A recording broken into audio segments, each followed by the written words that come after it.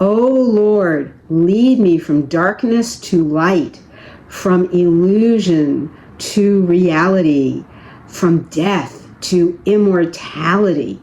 Hey Boo, this ancient Hindu prayer relates so much to the theme of today's video about manifesting unzipped and what this means for you.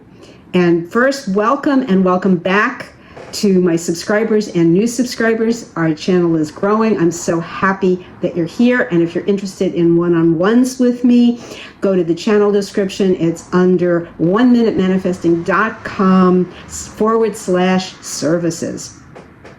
So if you have been feeling that the idea of manifesting is, yes, it is something that we are revealing, because manifesting means to bring forth from creation. And as Neville Goddard has reminded us so often in his talks, in the Bible, as it says, creation is finished. So we are bringing forth from what we have chosen from all of creation that we want to manifest, that we want to bring it into the light, from darkness to light. So in a sense, that is part of the concept of unzipping what you want to manifest. It's behind the in the darkness, behind the fabric of being hidden by an illusion that it is separate from you.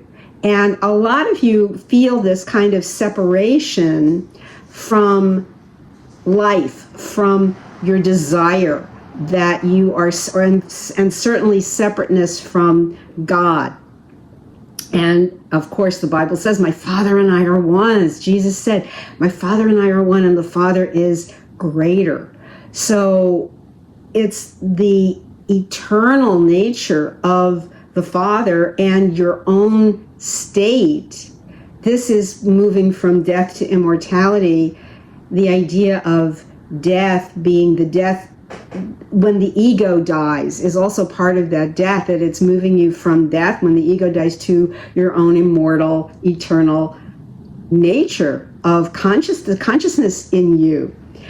It's also been said that being in the body is like being in the crypt or the Walking Dead, until you wake up and realize your oneness in consciousness, your oneness in God, as God, that God is the operant, you are the operant power form of God. And I have talked about this before, that as Neville Goddard has said, you are the operant power because it's you who are operating the law of assumption.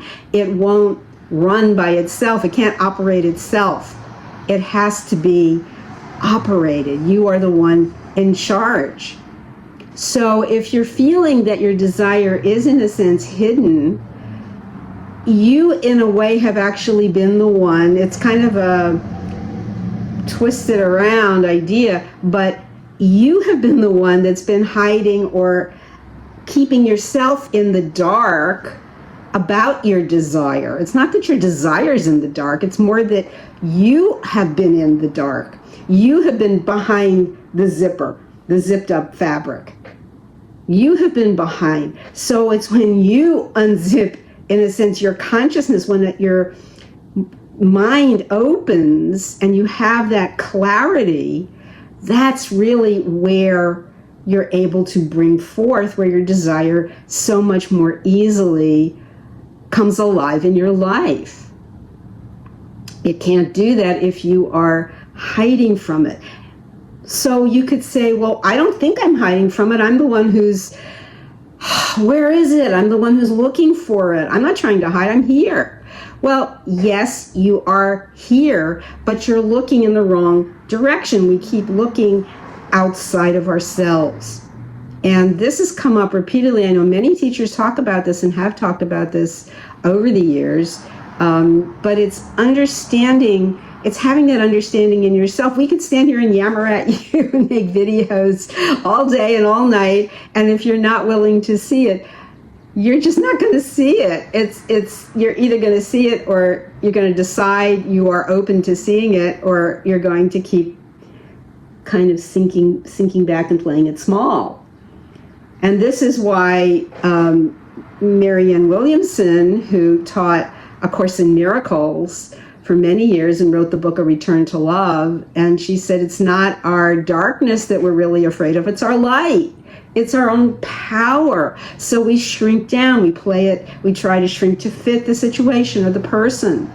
We try to just be small and insignificant when we have this immense power inside of us that moves us into the light.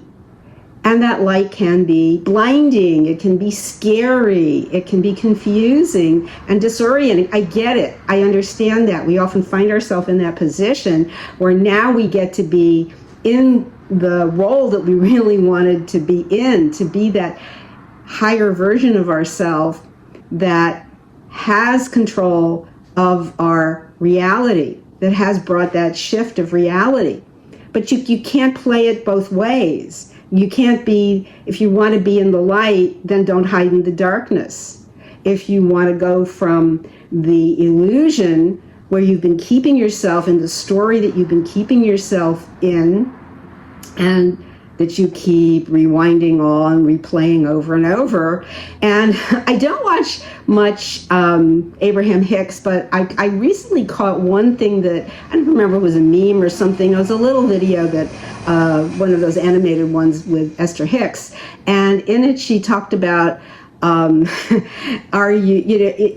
you're not creating, you're just regurgitating. You're just regurgitating your story over and over and over again. And this is so true. It really struck me as such a great way of putting it, even if it's a little kind of yuck. But she's right.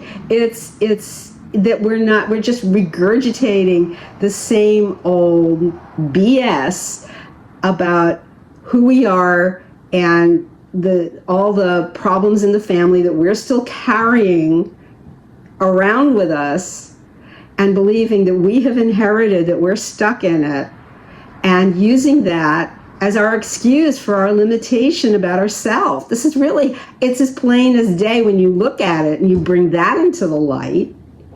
You have to really see that and own that. And when you can make that extra effort to own it, then you can let it go.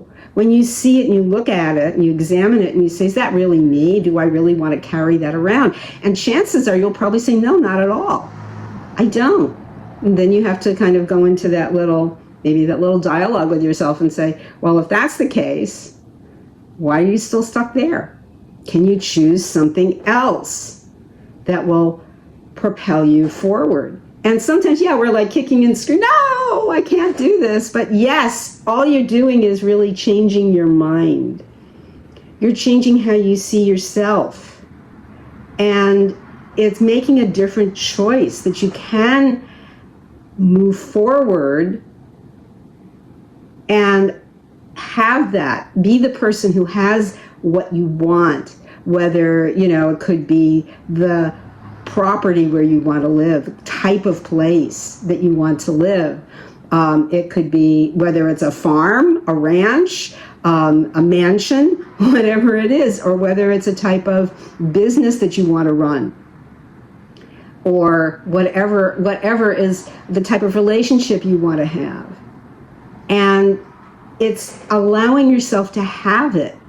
So again, it's moving from the darkness of not believing it exists and feeling and then hiding in the shadows from it.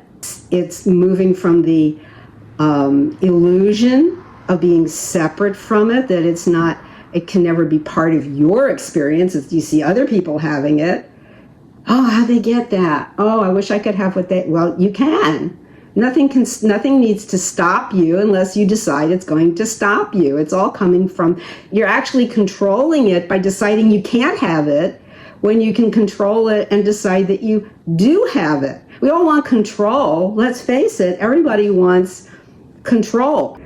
And you can't control your reality by playing small, then it's just giving you more examples. It's like a reverse control, because it's by staying in the dark, in the shadow, that the universe, God, cosmos, will keep giving you more reasons to stay small. So that every time you think about wanting to do something, your buts come up, and a butt is an argument for your limitations. It's an excuse. But I can't do this because. What if I did that because? How could I do that because? I haven't got this that I believe that I need in order for that to happen. No. It's because you have stuck with these ways of believing about yourself. So the shadow side, the dark side, the dark forces, the Darth Vader side is winning, because it's going to keep giving you reasons for staying small. You only need one reason, really. Keep it simple. Unzip it. This is where you're really unzipping your manifestation power and bringing it into the light of the eternal, divine, immortal consciousness right there. That is the highest self. There's no doubt there. It's where the true power resides. You're always bringing it. It wants to come into the light, and it's being resisted all the time. But if you can just take that bigger step forward and allow yourself to have it as the light that you are, because you are that light. That's the beauty of it. That's you. That's your own power of standing in your own light. That's what's meant by hiding your light. Stop hiding your light under a bushel.